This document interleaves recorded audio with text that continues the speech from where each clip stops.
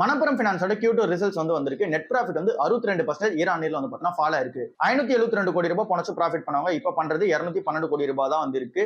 So இந்த அளவுக்கு net profit குறையதுக்கான reason என்ன அப்படின்னு சொல்லி பார்க்கும்போது இங்க நெட் இன்ட்ரெஸ்ட் இன்கமே பாத்தீங்கன்னா குறைஞ்சிருக்கு. 18% பாத்தீங்கன்னா இப்ப குறைஞ்சிருக்கு. சோ இந்த அளவுக்கு இந்த கம்பெனி நெட் ப்ராஃபிட் விழுறதுக்கான ரீசன் என்ன அப்படின்னு சொல்லி பார்க்கும்போது அந்த கம்பெனியோட ஆசீர்வாத் மைக்ரோ ஃபைனான்ஸ் செக்டர் பாத்தீங்கன்னா நமக்கு எல்லாருமே தெரியும். சோ இந்த கம்பெனியுடைய சப்சிடரி கம்பெனியா இருக்குது ஆசீர்வாத் மைக்ரோ ஃபைனான்ஸ் தான் இருக்கு.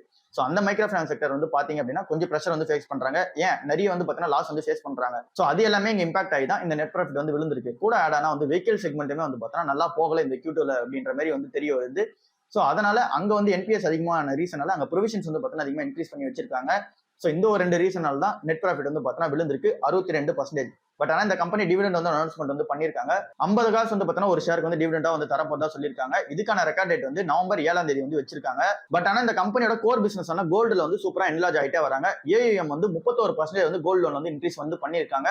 டோட்டலா இவங்களோட ஏஎம் 45,000 கோடி அப்படின்னா இதுல கோல்டு லோனோட ஏஎம் மட்டுமே 36,000 கோடி பாத்தீங்கன்னா ரீச் பண்ணிருக்காங்க. சோ இங்க கோல்டு லோன்ல நல்லாவே பாத்தீங்கன்னா ஸ்ட்ராங்கா போயிட்டு இருக்காங்க. இந்த கம்பெனியோட எம்டி ஆன விபி நந்தகுமாருமே அதை தான் சொல்றாங்க. நிறைய சேலஞ்சஸ் நாங்க எல்லா இடத்துலயுமே ஃபேஸ் பண்ணாலும் எங்க பிசினஸ்ல நிறைய சேலஞ்சஸ் ஃபேஸ் பண்ணாலும் எங்களோட கோர் பிசினஸ் நாங்க ஸ்ட்ரென்தன் பண்ணிட்டே தான் போறோம்னு சொல்றாங்க.